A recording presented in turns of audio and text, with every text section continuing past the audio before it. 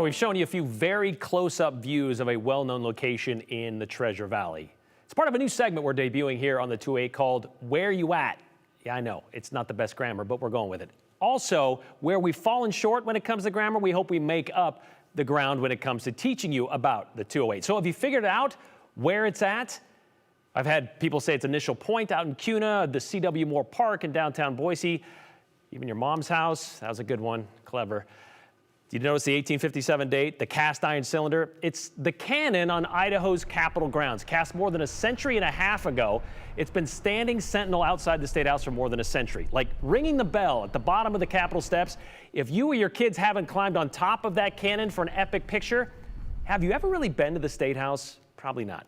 Well, you probably heard the stories about it, like why it's filled with cement. There's a plaque posted on the side of the cannon that's briefly describing what it is and how it got there.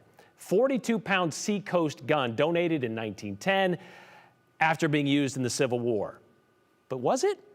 After speaking with Kim Rao with the Department of Administration, we learned the canon of the cannon isn't perfectly clear.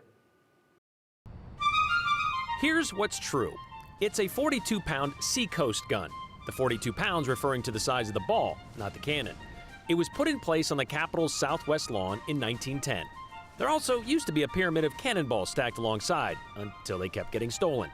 History tells us it was purchased by Senator William Borah and State Treasurer C.A. Hastings. However, Hastings' involvement with procuring the cannon hasn't been fully confirmed, according to Idaho's Capitol curator. True, the cannon was forged in 1857, but not true. It's not really a model 1840. It's actually a model 1845.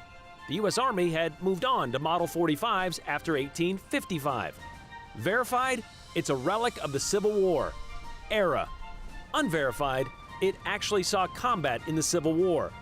It was supposedly used in the siege of Vicksburg, Mississippi in 1863, but the cannon's service record is unclear, we're told. And while it may have a link to Vicksburg, like a lot of things, the cannon came to Idaho by way of California. Confirmed, the grounds crew plugged the cannon with cement in the 1950s. Not confirmed why it was plugged. Rumor has it they filled it because it was unofficially fired off at least 3 times. The first time was during Prohibition, because the barrel was apparently a perfect spot to hide a bottle of hooch. Well, someone did one day, a very hot day, and as the iron heated up, so did the bottle, and it exploded. Another local legend has it, on 2 occasions, in the 30s and again in the 40s, rapscallions packed it with gunpowder and debris. The blasts supposedly peppered parked cars and blew out the windows, ironically, of the Borah building across the street. But according to the Department of Administration, those stories are just that, unsubstantiated stories. So, the cannon of the cannon, or what we thought it was, isn't as solid as the cement it's packed with.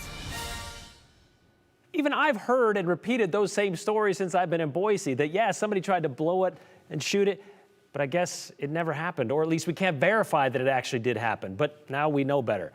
At one point, there were 28 of these 8,500-pound cannons that survived the Civil War and were cataloged, and we've got one of them, which is cool.